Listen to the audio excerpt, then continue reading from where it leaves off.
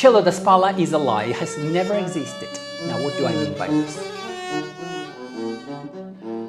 Hi, this video is especially for you if you are a serious, self-employed, part-time employed, independent, classical or baroque or chamber violinist or violist or a violinist in any genre of music, and if you have been fascinated by the rebirth of Violoncello da Spalla, maybe you already play Violoncello da Spalla, or maybe you are considering joining this revolution and revival of this page in the history of classical music. And in this video you're going to learn why Violoncello da Spalla never existed and what exactly I mean by this and what is the big benefit of your being able to share this story.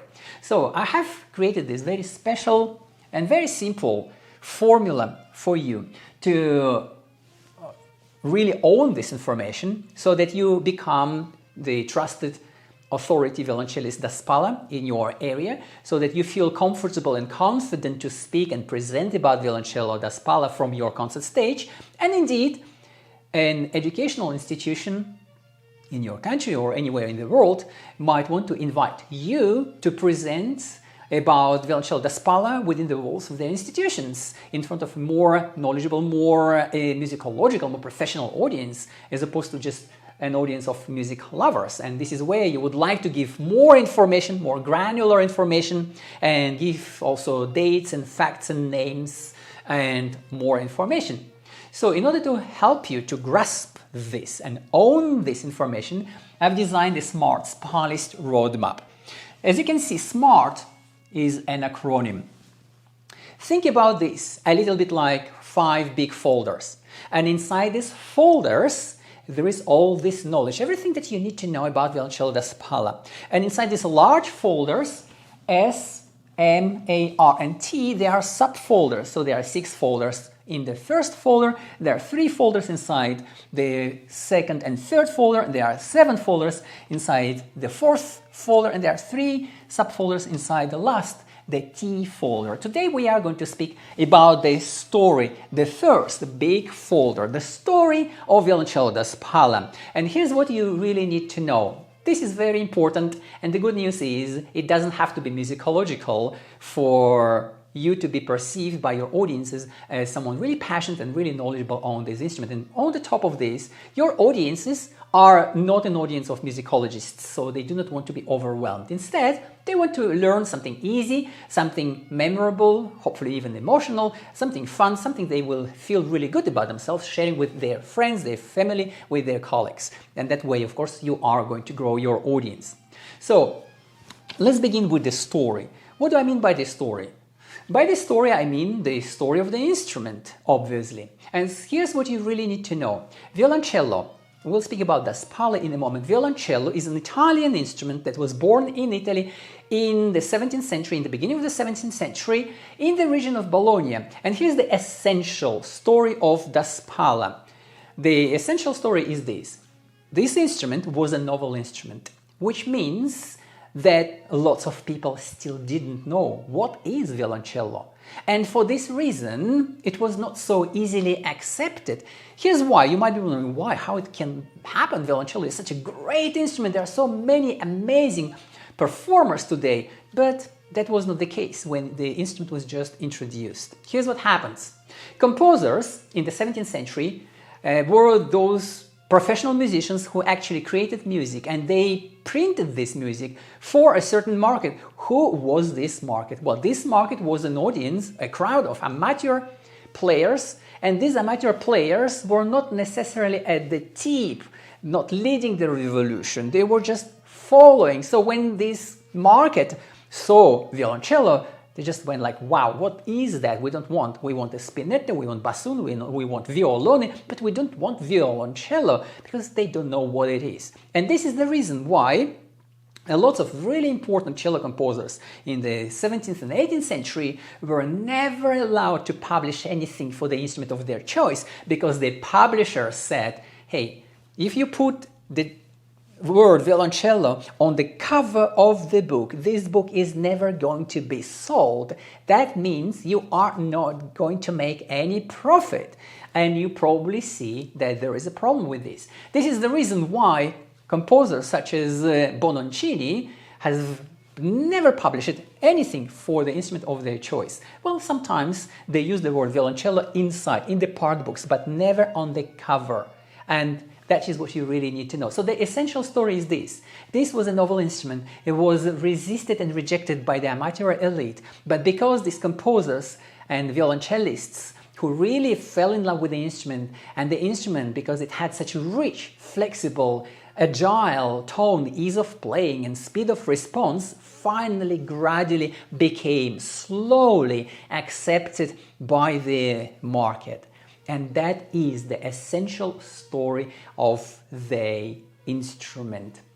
Now, I started this video by saying that cello da Spalla never existed, and it's a lie. And now I'm going to share with you what exactly I mean by this. By the way, before I dive into one of the subfolders in the folder story, I want to ask you to subscribe to my channel, click the bell button so that you do not miss future content.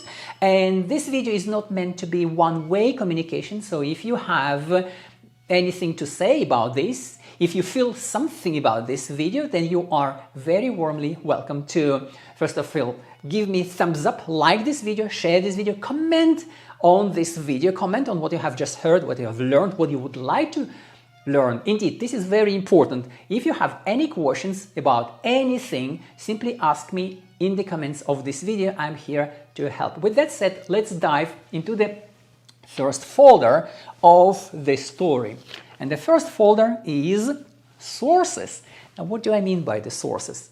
By the sources, I mean all these historical writings on violoncello. And from these sources, this is where you learned that violoncello was made in a variety of sizes, that it was resisted for a very long time, and more importantly, in the sources, you never find in the scores, you never find the word da Spalla. What does that mean? That means that composers never use the word, and you might be arguing, well, that is exactly the proof why Violoncello da Spalla never existed. And this is what I'm saying, Violoncello da Spalla never existed. Now, what do I mean by this? By this I mean is a very simple fact. Violoncello da Spalla is not a separate kind of instrument completely unrelated to the violoncello. Da Spalla in the Italian language means against the shoulder. That is something held against the shoulder. That is to say that it's just a method of holding the instrument, and composers didn't care about how you hold your instrument. So, for example, violin. If you are into baroque music, then you very well know that the violin in the 17th and 18th century could have been held in a variety of ways. It could have been held on the arm, really low, almost next to the girdle. On the arm, it could be held, somewhere near the shoulder. It could be held below the collarbone. It could be held above the collarbone. It could be held with the chin support or without the chin support. Now, composers never wrote in the score that these sonatas and partitas are for the violin without the chin support or for the violin with the chin support. Who cares? And the same is true about Violoncello da Spalla. Da Spalla, according to the sources, is just the method of holding. Now, you might be asking this question, wait a second, but we have Viola da braccio and we have Viola da gamba, so why did they specify this but not da Spalla? Well, here's why. Because da gamba and da braccio are two entirely different families of instruments. And something that is written for Viola da gamba cannot be played on violoncello. Why? Because violoncello has 4 or 5, sometimes up to 6 strings in the 17th and 18th century, and it is always tuned in 5th. Well, there were sometimes exceptions, that is, the C string could have been tuned a little bit higher to D, so they would have 4th between D and G, but normally it would be tuned in 5th. Whereas Viola da gamba has 6 or even 7 strings, and it is tuned entirely different. And I hope that makes sense, that you cannot just grab a score for Viola da gamba and just go ahead and play it on violoncello. This will simply not work. So these two groups of instruments need to be distinguished, whereas violoncello da Spalla does not have to be distinguished. And here's another interesting point for you to know. Since the sizes of musical instruments were not standardized in the 17th or 18th century, violoncello was made in a huge number of different sizes, which means that if you are someone accustomed to viola da gamba or violin and you are accustomed to playing this instrument vertically, you would probably choose a bigger violoncello, which basically means violone piccolo, and hold it vertically. However, if you were violinist or violist and you felt more comfortable and more confident with violin type of technique, you would definitely use a little bit smaller violoncello and hold it against the shoulder. That way you can use the technique that you already have. I hope that makes sense. So this is what you really need to know about violoncello. Well, there are so many things you could learn if you are fascinated by this, and all this information is covered in my book. Now, you might be wondering, who am I and why you should be watching my videos, or why you should be trusting what I've just shared with you.